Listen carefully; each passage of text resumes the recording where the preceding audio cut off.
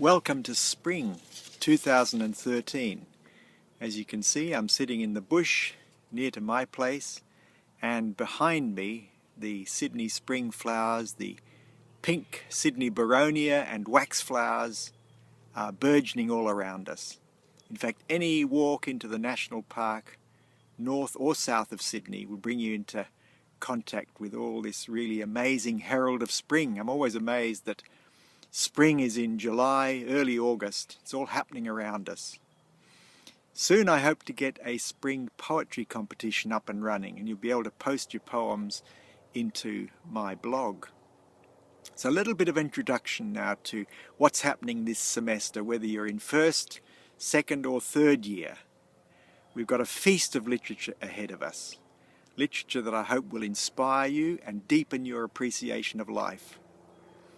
In first year, we're straight into Australian literature, and we kick off with the part Indigenous author Kim Scott and his amazing novel, That Dead Man Dance, which grieves at the tragedies of what happened in the past in First Contact, but also celebrates the possibilities of new beginnings. It's a fabulous novel. I'm sure you'll all enjoy it.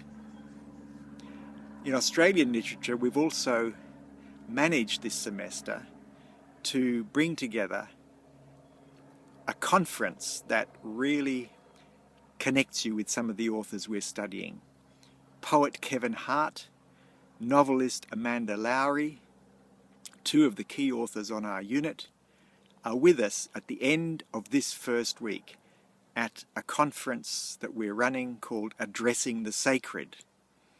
There are more details about this and how you can get there in class this week.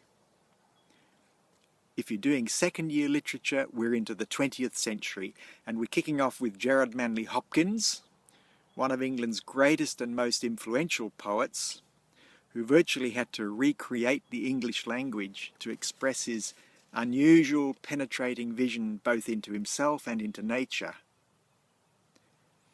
This semester for 20th century literature, we've also got this fabulous exhibition happening at the New South Wales Art Gallery called Sydney Moderns.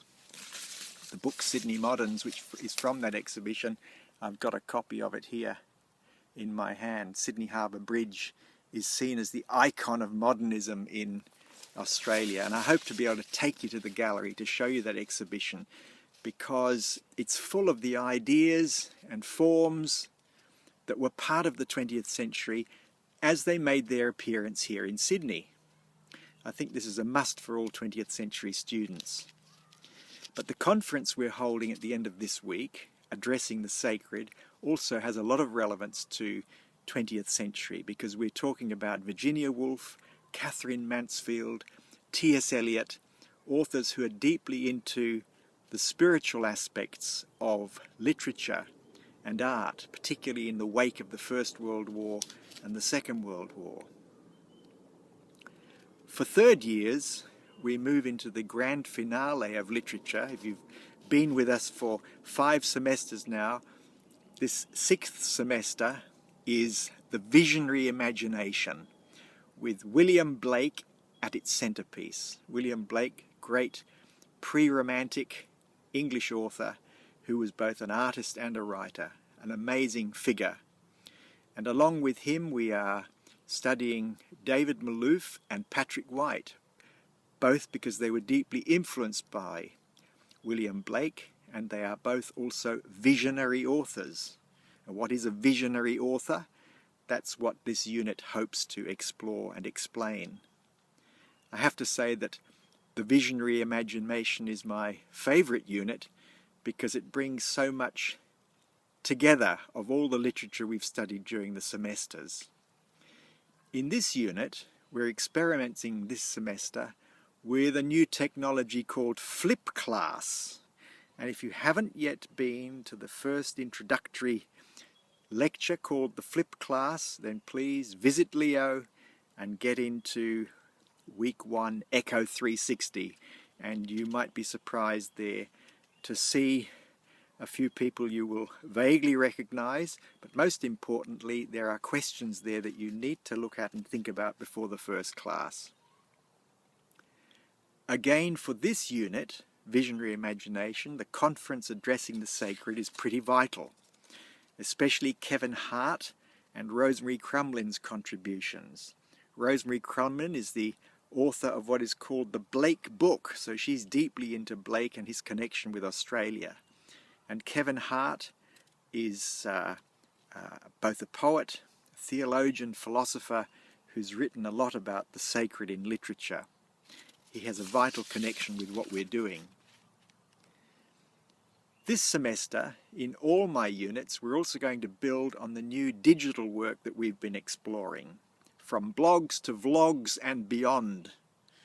And I'm actually engaged at the moment in setting up a research project with a group at Macquarie University, exploring both the ways in which web activities for students can deepen their connection with literature, and also how it can broaden our understanding of how creative expression is being dramatically enhanced through digital technology. Transmedia, as some of you have already discovered, helps to broaden the ways in which things are expressed and the way we can engage in ideas. But literature itself, in the form of kinetic poetry and interactive digital narratives, is at the cutting edge of what we need to understand as literature students at the beginning of the 21st century. So let's see where our imagination, our collaborations lead us this semester. And I look forward to working with you all, first, second and third year. Keep attuned to this site for updates each week on our work together. Bye for now. See you in class. Oh, there is one more thing that I want to say, and that is that for all units I will be creating groups for your digital blogging, vlogging work so that you're not left out alone. And my hope is that in small groups of around 5 or 6, you'll be able to create a tight network where you'll be able to help each other, peer review each other's work, and be much more creative.